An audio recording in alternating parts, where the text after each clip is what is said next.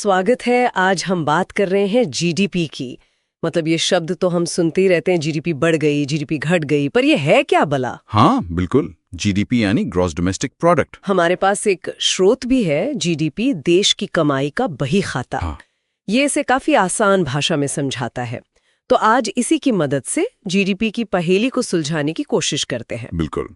देखिए, स्रोत एक बहुत ही अच्छे उदाहरण से शुरू करता है, एक गांव की कहानी से। हाँ, सुनहरा गांव, है ना? जी।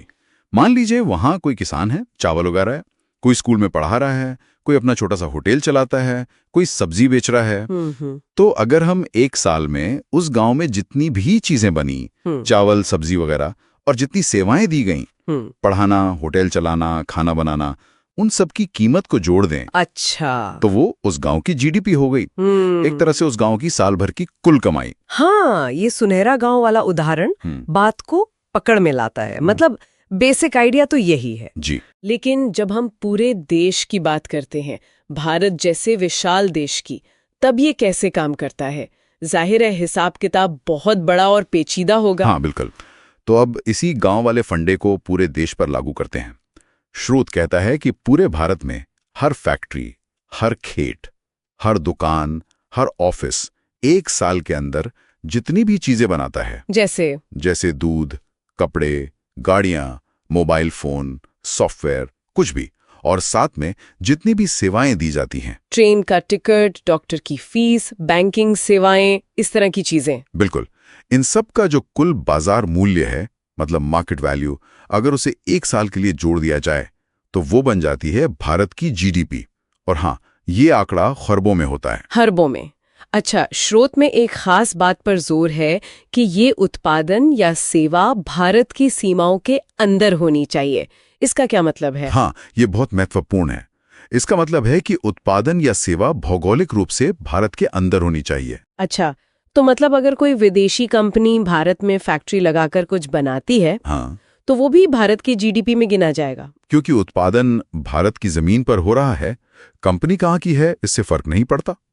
जीडीपी लोकेशन देखती है, ओनरशिप नहीं। समझ गई। तो ये सिर्फ एक बहुत बड़ा नंबर नहीं है, इसका कुछ मतलब भी है। स्रोत कहता है कि जीडीपी का बढ़ना या घटना अर्थव्यवस्था की सेहत बताता है। बिल्कुल। इसे आप अर्थव्यवस्था का थर्मोमीटर समझ सकते हैं।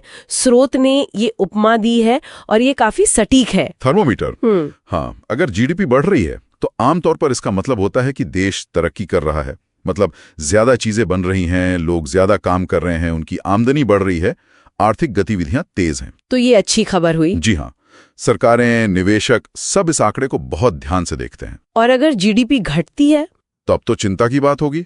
हाँ बिल्कुल, अगर जीडीपी घट रही है तो ये संकेत हो सकता है कि अर्थव्यवस्था में सुस्ती आ रही है, उत्पादन कम हो रहा है, शायद नौकरियां जा रही हैं, कंपनियां निवेश कम कर रही हैं। ये मंदी का संकेत भी हो सकता है। इसीलिए इस पे इतनी नजर रखी जाती है।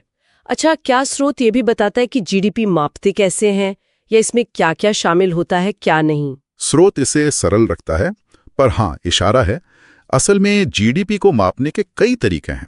एक आम तरीका है खर्च के नजरिए से देखना। खर्च के नजरिए से? वो कैसे? मतलब देश में कुल कितना खर्च हुआ, इसमें हम लोगों का निजी खर्च, कंजम्पशन, कंपनियों का निवेश, इन्वेस्टमेंट, सरकार का खर्च, गवर्नमेंट स्पेंडिंग, और नेट एक्सपोर्ट्स यानी निर्यात में से आयात घटाकर नेट एक्सपोर्ट्स, इन सबको जोड़ा जाता है। अच्छा। और एक जरूरी बात यह है कि जीडीपी में सिर्फ फाइनल गुड्स और सर्विसेज गिनी जाती हैं। फाइनल गुड्स मतलब वो चीजें जो सीधे इस्तेमाल के लिए तैयार हैं, जैसे ब्रेड, गाड़ी।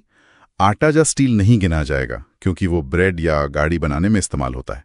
ऐसा इसलिए ताकि डबल काउंटिंग ना हो। हाँ, ये लॉजिकल है, वरना एक ही चीज की वैल्यू कई बार जुड़ जाएगी। तो संक्षेप में, जैसा स्रोत कहता है, जीडीपी है देश की एक साल की कुल कमाई। मतलब उस साल देश के अंदर बनी सभी अंतिम चीजों और सेवाओं का कुल मूल्य। बिल्कुल सही। स्रोत इसे देश की सेहत का सबसे बड़ा रिपोर्ट कार्ड कहता है। ये बढ़िया लाइन है, सबसे बड़ा रिपोर्ट कार्ड। हाँ, ये आर्थिक प्रदर्शन का एक बहुत अहम मापक है, इसमें कोई शक नहीं। लेकिन स्रोत अंत में एक सवाल भी उठाता है। क्या सिर्फ जीडीपी का आंकड़ा देखकर हम कह सकते हैं कि देश सच में तरक्की कर रहा है या लोग खुशहाल हैं? हाँ, ये सवाल तो मेरे मन में भी आ रहा था। जीडीपी तो आर्थिक गतिविधि दिखाता है, पर लोगों की असल जिंदगी में और भी चीजें मायने रखती हैं, है ना? बिल्कुल, जैसे शिक्षा का स्तर क्या है, स्वास्थ्य सेवाएं कैसी हैं, पर्यावरण कितना साफ है, क्या कमाई का बंटवारा सही है या अमीर गरीब की खाई बढ़ रही है। ये सब चीजें जीडीपी सीधे तौर पर नहीं मापता। तो यहीं से आगे की सोच शुरू होती है।